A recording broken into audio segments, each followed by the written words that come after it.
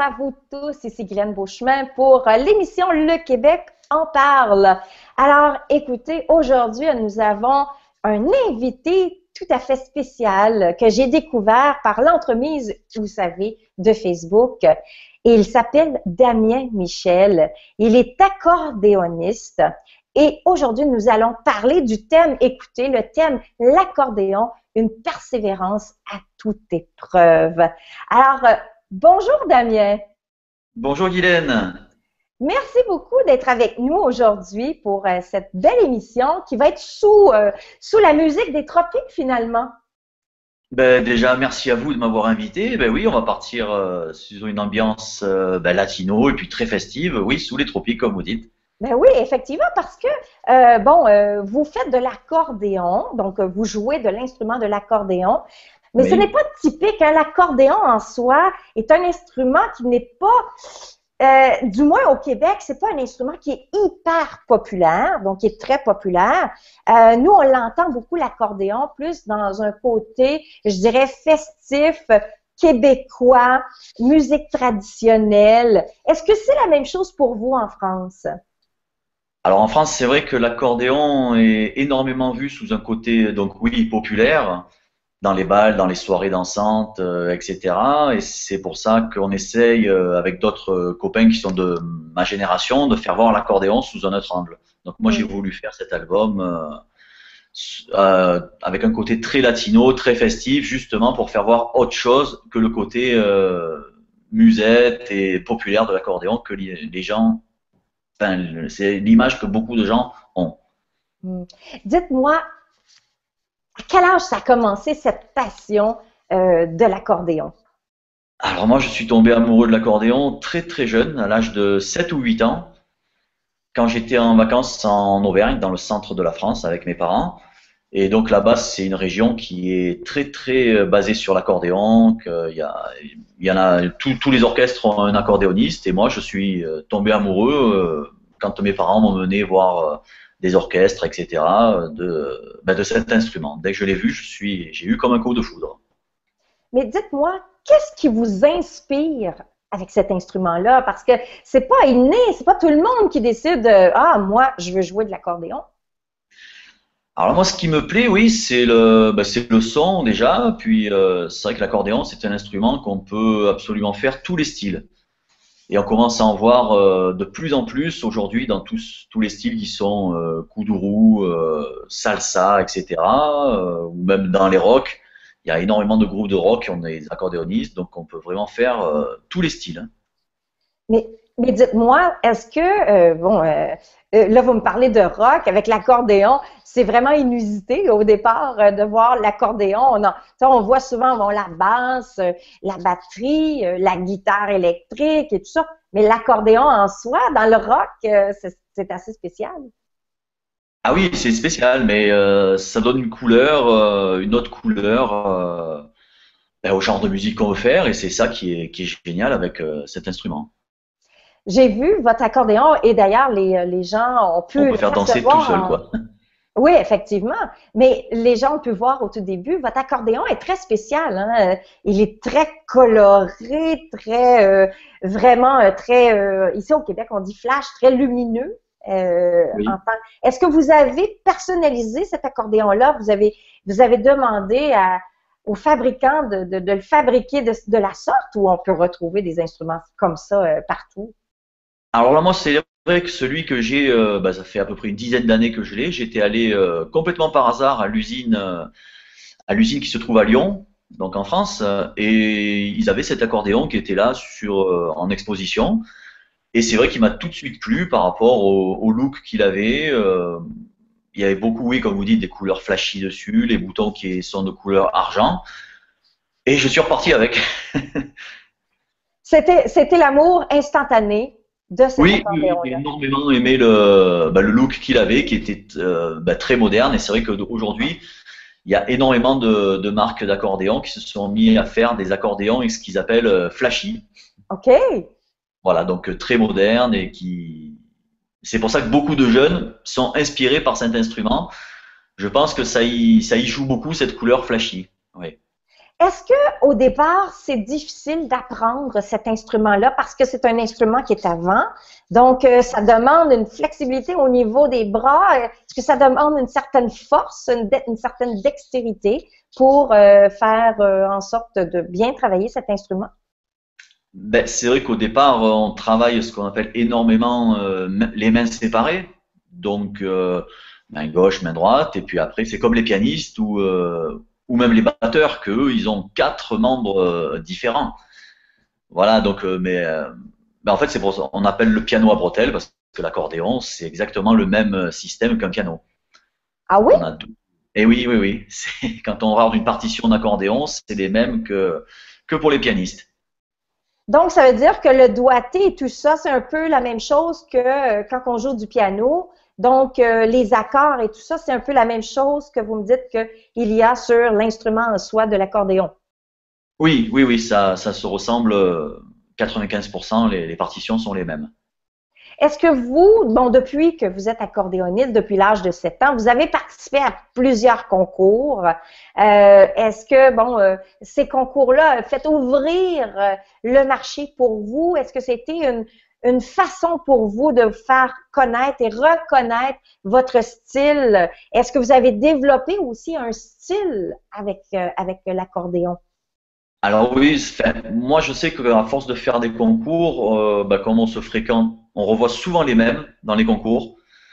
On se suit pendant plusieurs années, hein, même si on est entre guillemets concurrents, parce qu'on peut pas trop appeler ça une compétition, c'est plus, comment dire. Oui, on se retrouve et c'est vrai qu'on s'échange beaucoup d'idées, on essaye de prendre des idées sur un tel, après sur un tel, il va nous donner d'autres idées. Et c'est vrai que oui, moi les concours, ça m'a énormément apporté musicalement, ça c'est certain. Et bon, c'est sûr qu'il y a de la persévérance. Dans n'importe quoi dans la vie, il faut persévérer pour atteindre ses objectifs. Est-ce que vous avez atteint vos objectifs en ce moment ou vous êtes vraiment sur la lancée d'atteindre ces objectifs-là? Alors ben, déjà oui, je suis très heureux d'être arrivé, bah oui, à ce que je fais aujourd'hui, mais je le répète tous les jours et la musique, on n'a jamais, jamais, jamais fini d'apprendre. C'est un éternel recommencement, quoi. Chaque jour, on a l'impression de recommencer à zéro parce qu'il y a tellement de choses à apprendre. Mais je suis déjà oui très content d'être arrivé jusqu'ici, ça c'est sûr. Est-ce que ça a pris du temps avant d'atteindre ces objectifs-là que vous aviez fixés, que vous êtes en ce moment? Est-ce que ça a pris beaucoup de sacrifices pour arriver là? Ah oui, ça m'a demandé énormément de sacrifices, ça c'est certain, hein. C'était moi quand mes copains d'école allaient jouer le dimanche au foot ou allaient s'amuser, ben moi je restais à la maison dans ma chambre à travailler. Et puis aujourd'hui, comme je dis, hein, à 37 ans, je commence à peine à récolter quelques fruits. Ça fait au bout de presque 25 ans quoi, de travail. Je commence à peine aujourd'hui. Mais c'est génial, au moins, vous réussissez, vous avez jamais lâché pour arriver à justement où ce que vous êtes, parce que là, vous avez rencontré un individu. Parlez-moi un peu de votre rencontre avec votre producteur, parce que maintenant, vous êtes produit, vous avez un producteur, et puis parlez-moi un peu comment est-ce que ça s'est passé, cette rencontre-là?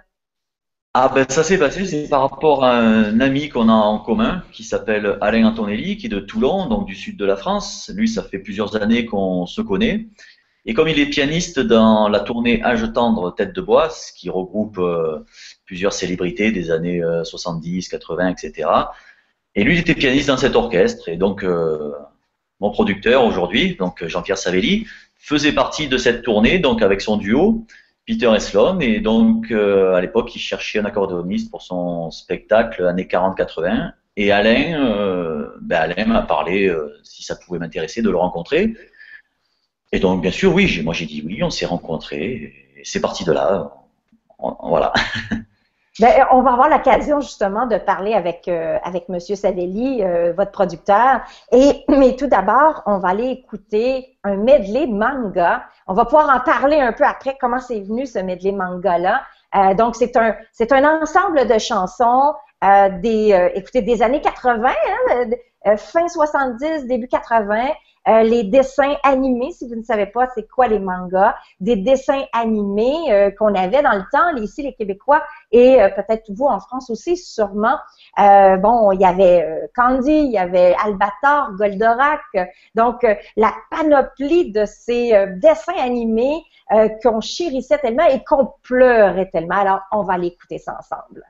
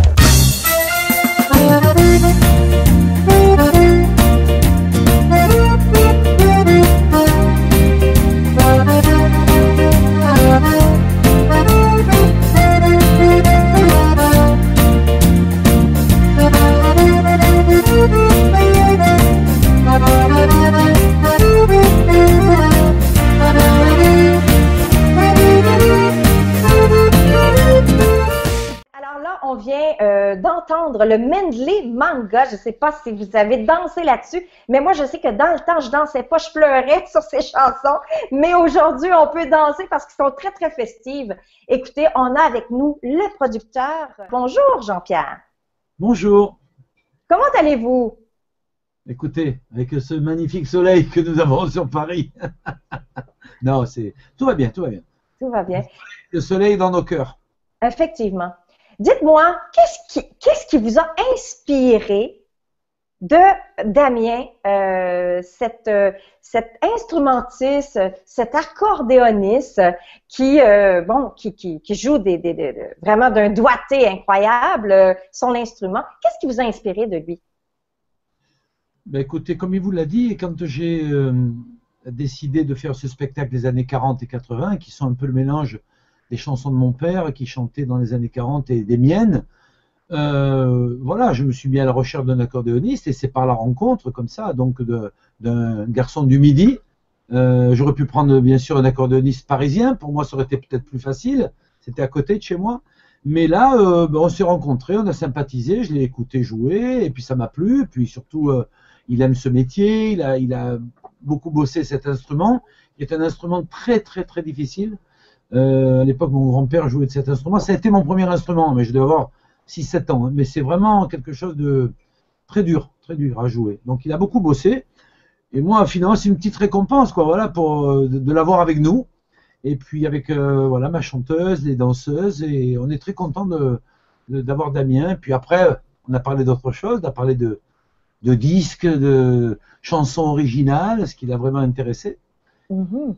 Est-ce que ça provient de vous, cette idée de faire de la musique plutôt latin avec cet instrument-là? C'est-à-dire que mon message à Damien était clair. Moi, d'abord, on n'a pas du tout parlé de produire un disque. On était là pour le spectacle des années 40 et 80. Et après, c'est moi qui ai eu cette idée de lui dire, écoute, il y a des tas d'accordéonistes, bien sûr, en France, dans le monde qui jouent, mais ce serait bien de faire peut-être un disque de danse, mais plutôt restrictif, c'est-à-dire d'aller dans les côtés voilà, latinos. Et donc, il a commencé à composer, j'ai composé, on a fait des choses ensemble, et la couleur était là. Elle était donnée par de la salsa, de la cumbia, des bachata.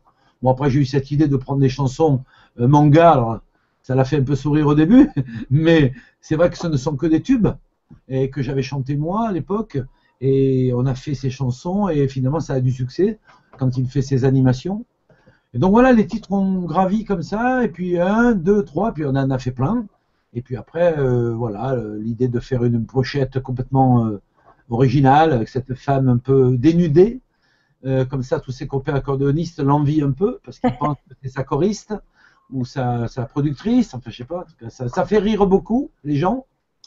Et on est très heureux finalement du résultat. On fait pas mal de choses ensemble et c'est pas fini. On n'est qu'au début. Oui, effectivement, vous n'êtes qu'au début. Donc, est-ce qu'il y a des spectacles? Je sais, bon, vous êtes sur Paris, en France. Est-ce qu'il y a des spectacles qui vont être donnés? Jean-Pierre ou Damien peuvent parler de ce qui s'en vient là. Oui, tous les deux déjà, c'est pour le spectacle des années 40 et 80. Après, quand par exemple je ne fais qu'un spectacle 80, j'ai besoin d'un DJ, Damien est avec nous, c'est l'équipe, hein, c'est vraiment la famille. Voilà. Lui, il travaille de son côté, bien sûr, beaucoup. Il fait beaucoup de spectacles dans le midi de la France, mais il a déjà été en Belgique, en Suisse. Pourquoi pas au Québec bientôt, hein, grâce à tous nos amis et votre émission. Voilà, donc on essaie vraiment d'être souvent ensemble, mais aussi, moi j'ai ma carrière de chanteur, lui il a sa carrière de musicien. La différence d'un petit peu, c'est que je lui ai adjoint une chanteuse, et que là, avec la chanteuse, il se passe un peu autre chose, parce qu'il n'a pas d'orchestre. Mais vous savez, un orchestre, ça se monte très facilement. Si demain, un de ses titres devient un succès, il sera très vite entouré de 2, 3, 4, 5 musiciens. Ce n'est pas le problème pour le moment. Et puis, en France comme ailleurs, c'est un problème de budget. C'est plus facile de prendre un musicien avec une chanteuse que de prendre déjà 6 ou 7 musiciens. Surtout dans les dancings, on était dansant. C'est un peu compliqué. Effectivement. Donc, c'est toujours un problème, qu'il soit dans n'importe quelle chose. C'est toujours une question de budget. Donc, c'est sûr que ce côté-là. Et bien sûr, les spectacles peuvent permettre peut-être d'aller chercher un peu plus d'argent pour obtenir des choses. Et certainement, le CD ici que nous avons qui s'appelle « L'essayer, c'est l'adopter ». Jean-Pierre, plutôt Damien, est-ce que c'est toi qui as choisi le titre de cet album? Non, le titre ne vient pas de moi, ni la pochette. Mais écoutez, nous, bon, en fait, c'est déjà terminé. Je vous remercie grandement pour votre temps accordé sur le Québec et bien sûr sur la France et partout où ce qu'on nous regarde finalement. Alors, merci beaucoup et nous allons aller en musique et celle-ci s'appelle Zouk et Samba. Alors, nous, on écoute ça et on se revoit la semaine prochaine pour une prochaine émission de Le Québec en parle. À bientôt tout le monde!